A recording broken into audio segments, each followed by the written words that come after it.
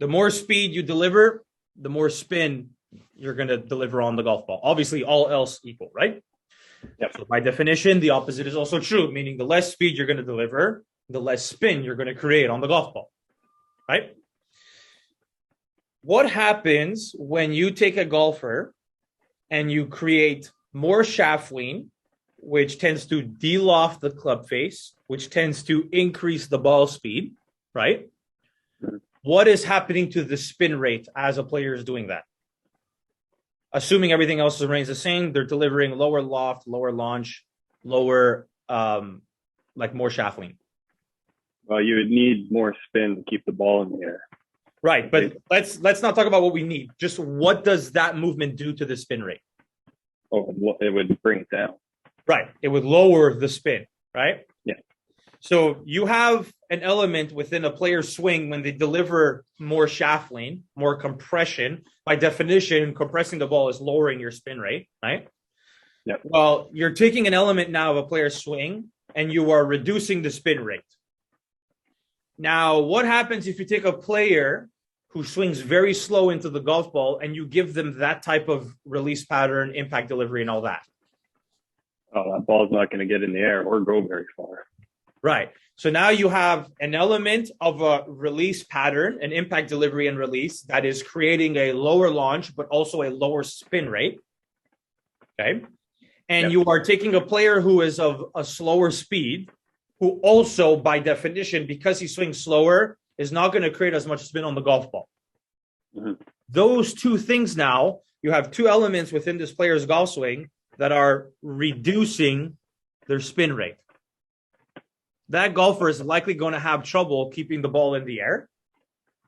They're not going to get it very high, naturally, because of the delivery, and they're not going to have a lot of spin. So that ball is going to have a very low apex, and it's going to die out of the sky really fast. It might have a lot of roll, but roll is no good. The only thing we can control in our golf swing is the carry number, right? We can't control what happens after it hits the ground because conditions change from one golf course to the next, from one day to the next. There's no way we can control that with 100% accuracy, right? Yeah. And so those two things now are both creating the same effect to a player, but to an extreme because they're both happening and reducing the player's spin rate. It's not a good matchup for that player. No. Right? So by definition, if you have a lot of elements within a player's swing that are going to reduce their spin rate, you need that player to be delivering enough speed to increase the spin rate so that you have one that is reducing it, one that is increasing it. The two offset each other. The player can have a really good delivery. So another way of wording that would be the faster a player swings into the golf ball, the higher and spinnier they're naturally going to want to deliver because of their speed. So they can afford to have a lower launch, right? With more shaft lean, lower dynamic loft, more compression to reduce the excessive spin rate that they're going to deliver because of their speed. Yeah. That would be a good matchup. So the faster a player swings, the more they can afford to have shaft lean and compression. Yeah. The opposite then becomes true as a matchup that also works. If a player swings really slow, they do not have enough speed to generate enough spin. So they need now the opposite at impact. They need a delivery that is going to increase their spin rate. They don't need a delivery that's going to reduce it like the faster speed player, right? Yep. Yep. So their matchup that they want now all of a sudden is the opposite. The slower speed a player gets, the more shaft lean and compression and lower launch actually becomes a penalty that's that player. It's not good. This is the definition literally of matchups. This release pattern works for faster speed players, shaft lean, compression, ball speed, launching, super good. But the slower speed a player is, the more that actually becomes a penalty. Yeah. And it's not like, you hit a certain club speed, by definition, you want this much shaft lean. It's an ongoing curve. The faster the speed is, the more shaft lean the player should want to have. And obviously extremes are no good, but you get the idea. They're that range. Yeah. By definition, the slower the speed gets of the player, the more they want to match that with less and less shaft lean. And then you find that perfect matchup.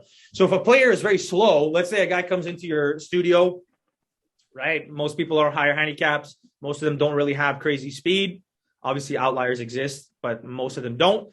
So a player swings very slow into the golf ball and he's hitting it nowhere, having a lot of trouble. Well, you have two options with that player. You can increase their speed. Obviously, that's always an option too. Or you get that person to match the delivery to their speed. That means they actually should need to have less shaft lean, less compression, more loft delivery. That way, the release pattern increases the launch, the release pattern increases the spin, and for them, that's actually a benefit. That's a positive because there's somebody who swings very slow, right? So that's where matchup comes into play. Now, keep in mind, you can dive into this further. I said speed is important. I said loft delivery is important. But in order to control your loft delivery, what do you need to control?